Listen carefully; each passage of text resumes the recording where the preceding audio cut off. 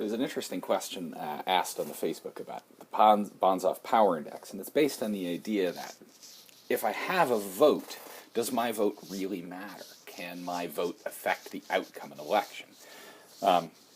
So a little history on how this all works is that the Nassau County Board had 6 regions in it and distributed the votes for the county board as follows. Hempstead District 1 got 9 votes, Hempstead District 2 got 9 votes, North Hempstead got 7 votes, Oyster Bay got 3 votes, Glen Cove got 1, and Long Beach got 1. These were separated out by population, and it was considered to be a fair way of spreading out the votes. Now, this is a total of 30 votes. So to get a majority to pass, you only need 16 votes. And what Banzhaf noticed is that if you take a look at these votes and you assume that all of the areas will vote as a block, so all of Hempstead 1 will vote the same way, all of North Hempstead will vote the same way, all of Oyster Bay will vote the same way, etc. How can you get to the 16 votes needed to pass something? So what he did is he looked at ways of compiling these groups into coalitions so that you get at least 16 votes to pass something. So what does it mean for a group to have power in this context? A group has power if you have a group together that will have enough votes to win the contest. But if you leave, then the thing no longer passes. Okay? So you have power if leaving forces the vote to not happen. Okay? Now let's consider some cases, right? So if we have Hempstead 1 and Hempstead 2 want something, Hempstead 1 had 9 votes, Hempstead 2 had 9 votes, so that comes to 18. So that passes. Yay! All right? But now let's say that Hempstead 1 insults Hempstead 2's mother. Okay? Now, what that means is that Hempstead 2 no longer votes, so we no longer get those, and now we're down to 9, and we have a very unhappy Hempstead 1. Okay? So that meant Hempstead 2 has power in this vote, because if they leave, the whole thing falls apart. Okay? So in this case, both Hempstead 1 and Hempstead 2 have power, right? H1 and H2. They have the power. Okay? However, if we had, say, Hempstead 1, Hempstead 2, and North Hempstead come together, H1 plus H2 plus N, right? That's 9 plus 9 plus 7. 9 and 9 and 7 is 25 total votes. And now let's say that one of them decides to leave the coalition, right? Now if Hempstead 1 insults Hempstead 2's mother, they leave the coalition. Now instead of 5 votes, we have 9 plus 7, which is 16. So they still get the thing done. So in this case, H2 had no power. No power. Okay? In fact, if any one of these things drops out, they don't have the power, right? 9 plus 9 was 18. So North Hempstead could drop out, right? H1 could drop out, right? If any one of them leaves, we still get a winner, right? So H1 has power, has no power, and North Hempstead has no power. Okay? So in this case, if there's enough people liking the thing, if one group leaves, the thing still wins. So nobody is critical. Okay? So you only have power if you're critical for winning.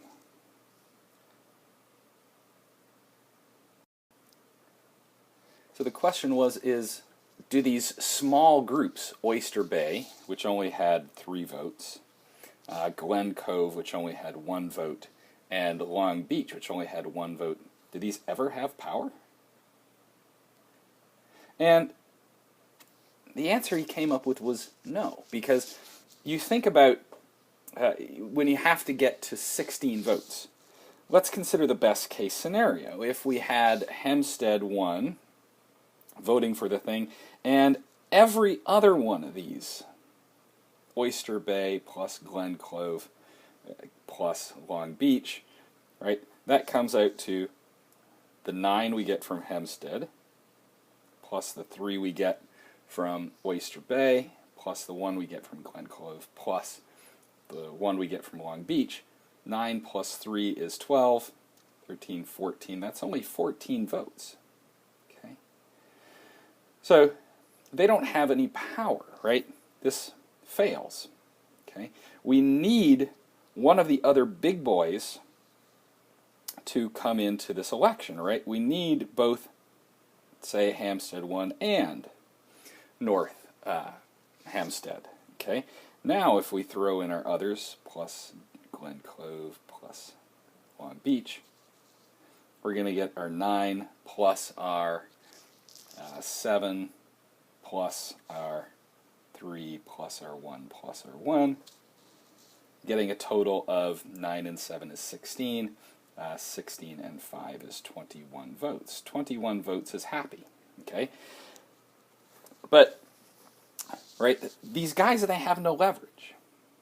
If any one of them leaves, let's say that Oyster Bay leaves, okay? So we lose their 3 votes.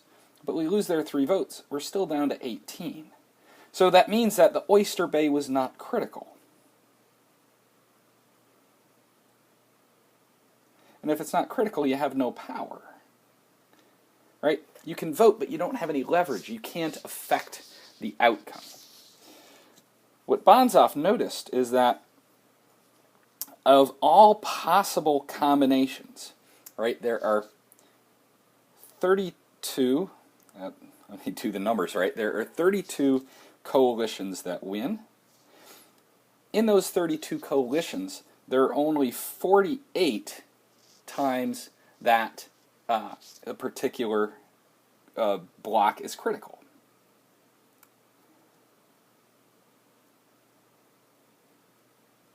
Okay, right? And what he did is he said he looked at, how many times each one of them is critical versus how many times that there are a total number of swing votes, and said, that is your rough estimation of your power in that group. Okay. So Hempstead 1 was critical 16 times out of the possible 48. Okay. Hempstead 2, they're the same size, so they're also critical 16 out of the possible 48 times. Okay. North Hempstead, strangely enough, was also a critical vote 16 of the 48 times.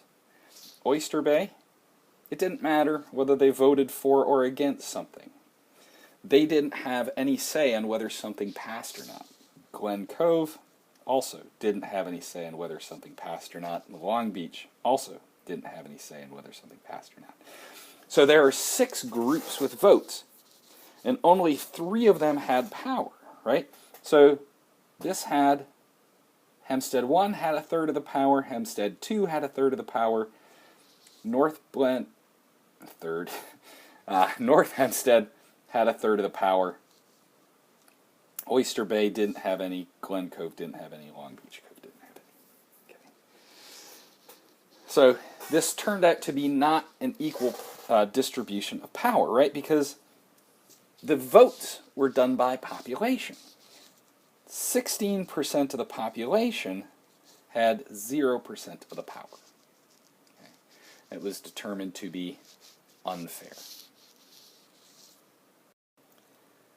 One of the big criticisms of the Banzhaf Power Index is that it's based on this idea of block voting, right? Just because a group has 9 votes doesn't mean all of those 9 votes are going to vote the same way every time.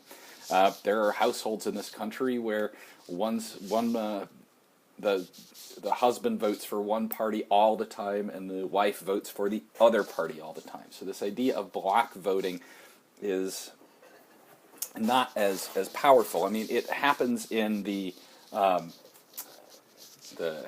electoral college, although there's one or two states that are beginning to go away from that. But there's 50 groups, so that gets very complicated. However, one of the things that we do have block voting is this idea of shareholders. So let's consider a couple cases where we have groups that have very different amounts of power based upon how much stock they have. Right? So let's consider case one, where we only have two shareholders. Right? Shareholder one is going to have 51% of the voting stock, and shareholder two is going to have 49% of the voting stock. Okay? There are two ways of getting something passed here, right? Either shareholder one votes for it by himself, so he has 51%. That's enough for a majority, so that wins. Okay? The other way is for both of these guys to vote for it. So shareholder one and shareholder two vote for it. So 51 plus 49, that's 100%.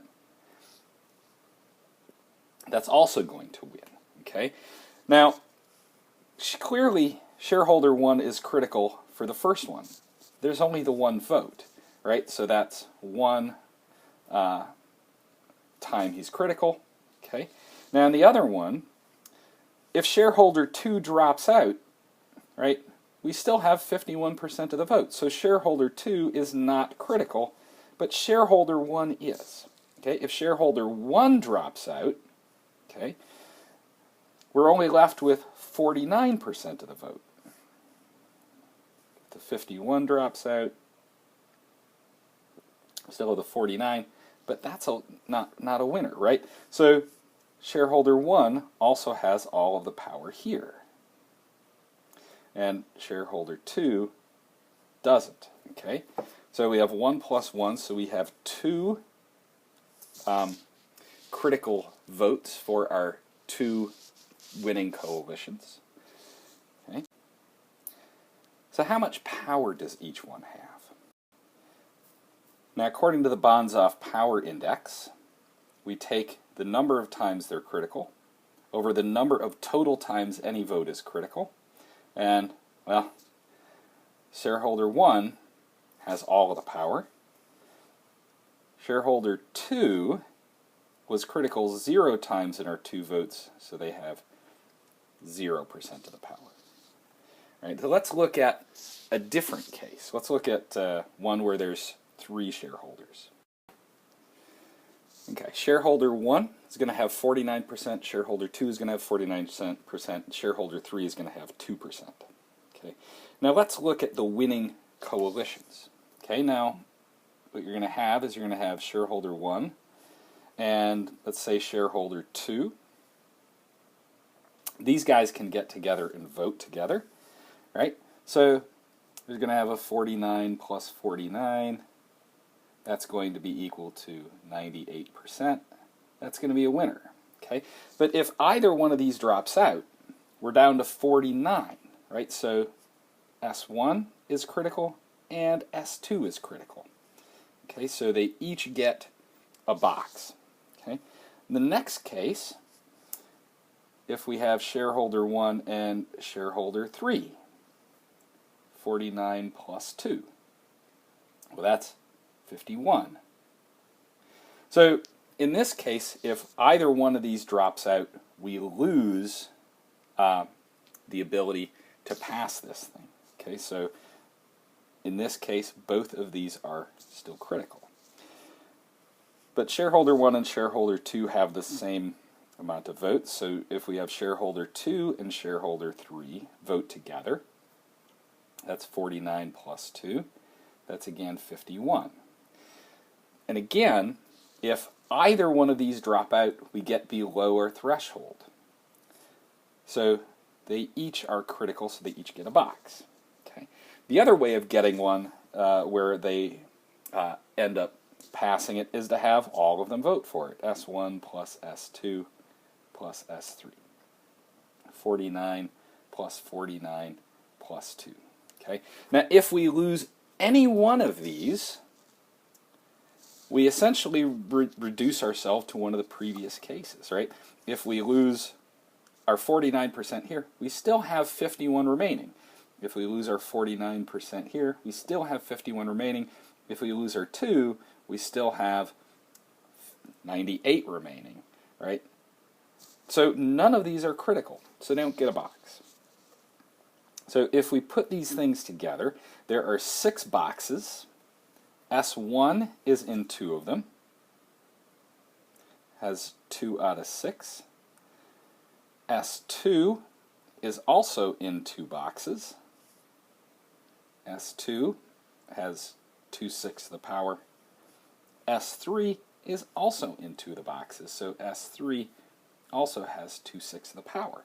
So each one of these has 1/3 of the power, despite the fact they have very different vote totals, right? S3 only has 2% of the vote, but they have a say 1/3 of the time. So just because you have very few votes, that doesn't mean that that's all the power you have. You may have way more power than that. Or as in the Nassau County problem, you may have way less power than the votes you have. All right. So if you have any questions, I'd be happy to try to clarify things. There's a related thing called the Shapley-Shubik Power Index, which I would also happily talk about if there's interest. Okay, thank you.